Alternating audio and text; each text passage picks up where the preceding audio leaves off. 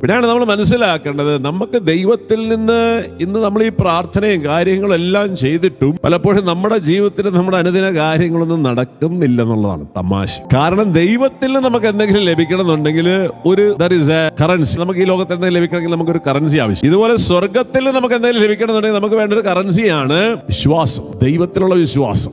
ഈ വിശ്വാസം ഇല്ലാത്തത് കൊണ്ടാണ് നമ്മൾ സോ കോൾഡ് എനിക്ക് വിശ്വാസമുണ്ട് എന്ന് പറഞ്ഞ് നമ്മൾ നടക്കുന്നത്. നമ്മളിപ്പോൾ മനസ്സിലാക്കാണ് അതൊന്നും വിശ്വാസത്തിന്റെ അടയാളങ്ങളല്ല. അപ്പോൾ ദൈവ തമ്പുരാൻ പറയാം, മത്തായി സുവിശേഷം 6:33, എന്ത് ഭക്ഷിക്കും, എന്ത് പാനം ചെയ്യുന്നു, നിങ്ങൾ ജീവനെ കുറിച്ചോ എന്ത് ധരിക്കും എന്ന് വസ്ത്രത്തെ കുറിച്ചോ നിങ്ങൾ ആകുലപ്പെടണം. നിങ്ങൾ ആകാശത്തെ പറവളെ നോക്കുക, വയലിലെ ലില്ലികളെ നോക്കുക, അവ വയ്ക്കുന്നില്ല, കൊയ്യുന്നില്ല, അവയ്ക്ക് വേണ്ടതെല്ലാം ദൈവം പ്രൊവൈഡ് ചെയ്യണം. ഇതുപോലെ നമുക്ക് വേണ്ടത് നമ്മുടെ പിതാവായ ദൈവം പ്രൊവൈഡ് ചെയ്യും. നിങ്ങൾ ആദ്യം അവിടുത്തെ രാജ്യവും നീതിയും അന്വേഷിക്കുക.